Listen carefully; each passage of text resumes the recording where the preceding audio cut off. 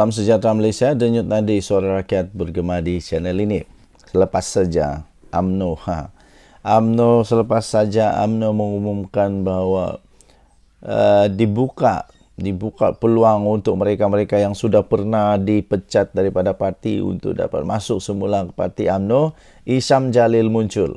Isham Jalil mengatakan UMNO sebenarnya terdesak mahu tarik balik pemimpin yang sudah dipecat. Adakah anda setuju dengan kenyataan Isham Jalil ini bahawa ya memang benar sebenarnya UMNO hanya terdesak, cukup terdesak, sangat terdesak untuk mahu tarik balik pemimpin yang sudah dipecat? Betulkah UMNO sekarang ini terdesak sangat? Habis dulu kenapa pecat Zahid Hamidi tidak pikir panjang-panjang kah? Waktu itu hanya terlampau marah kah? Itulah soalan dia. Ada kata waktu itu sebenarnya Zahid Hamidi dan ahli Majlis Kerja Tertinggi UMNO tidak terfikir panjang. Hanya waktu itu terikut sangat perasaan amarah apakah sampai sekarang menurut Isham Jalil dia kata kerana hanya terdesak. Bekas ahli Majlis Tertinggi UMNO Isham Jalil menganggap kesediaan UMNO untuk memberi peluang kepada bekas ahli untuk kembali menyertai parti itu sebenarnya hanyalah sebagai satu langkah yang terdesak. Menafikan dakwaan. Beliau menafikan dakwaan bahawa ramai ahli UMNO yang telah dipecat sejak pilihan raya umum lalu cuba untuk kembali ke dalam parti. Isham Jalil berkata ramai sebenarnya ahli UMNO sekarang tidak akan mahu mengundi parti itu dalam pilihan raya. Apatah lagi mereka yang telah digugurkan. Katanya, ini kerana parti itu telah tersasar daripada prinsip penubuhannya. Tersasar daripada prinsip penubuhannya di bawah kepimpinan Presiden Ahmad Zahid Hamidi yang membawa parti itu bekerjasama dengan parti-parti yang tidak sepatutnya. Tambahnya, UMNO kehilangan asas sokongan tradisinya kepada parti lain seperti PAS dan Bersatu. Jadi dia berkata, saya pasti UMNO tahu fakta-fakta ini dan mereka tahu jika keadaan ini berterusan, UMNO akan kalah teruk di banyak kerusi dalam pilihan raya yang akan datang. Katanya lagi, mereka telah pun kehilangan sokongan akar umbi mereka. Mereka kehilangan sokongan akar umbi mereka sendiri dan mereka sedang risau. Untuk menghentikan keadaan ini, mereka perlu tarik balik akar-akar umbi yang telah lari dan pemimpin-pemimpin yang mereka pecat dahulu kembali kepada parti, katanya. Oleh yang demikian, hakikatnya adalah bukannya akar-akar umbi yang telah menjauhkan diri dan pemimpin-pemimpin yang dipecat ini yang mahu kembali kepada UMNO, tetapi sebaliknya UMNO sendirilah yang terdesak mahu ambil akar-akar umbi dan pemimpin-pemimpin ini kembali supaya UMNO dapat menarik sokongan orang Melayu. Katanya dalam satu kenyataan pada hari ini. Semalam News Straits Times telah memetik ahli Majlis Kerja Tertinggi UMNO, ahli Majlis Tertinggi UMNO iaitu Jalaluddin Alias berkata, parti itu bersedia untuk menerima ahli dan pemimpin yang telah disingkirkan selepas pilihan raya umum yang lalu. Ini kononnya bagi memberi mereka peluang kedua kepada mereka yang tetap setia dan masih percaya dalam perjuangan UMNO walaupun keahliannya telah ditarik balik. Denyut nadi suara rakyat bergema di channel ini. Bye-bye.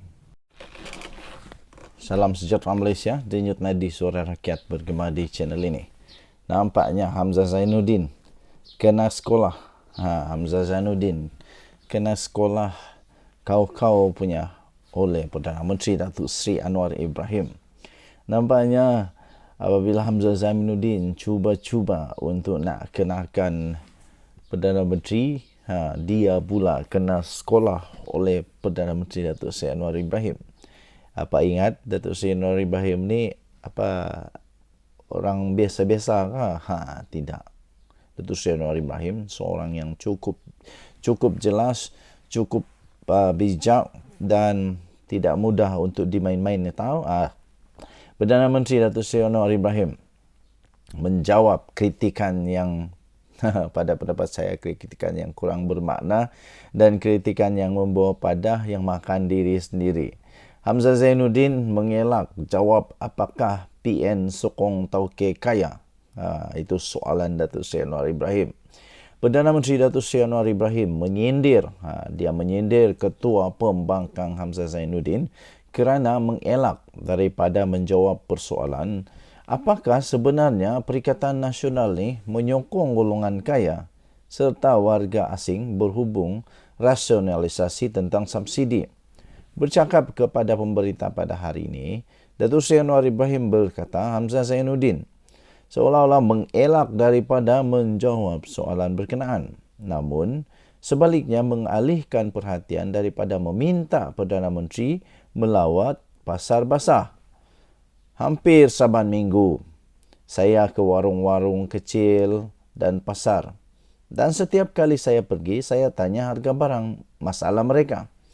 Tetapi saya ingat, dia Hamzah Zainuddin nak elak dari jawapan tentang parti itu mendukung tauke-tauke kaya dan orang-orang asing. Itu dia belum jawab. Katanya selepas beliau menghadiri pameran era pasca normal Madani di Berjaya Times Square Kuala Lumpur pada hari ini. Sebelum ini Hamzah Zainuddin yang juga adalah Setiausaha Agung Bersatu mengecam Datuk Seri Anwar Ibrahim kerana tidak mengumumkan bila rasionalisasi subsidi bahan api akan dimulakan. Hamzah turut meminta Anwar supaya melawat pasar basah, di sekitar ibu negara bagi meninjau kenaikan harga barangan yang memberi kesan terhadap orang ramai.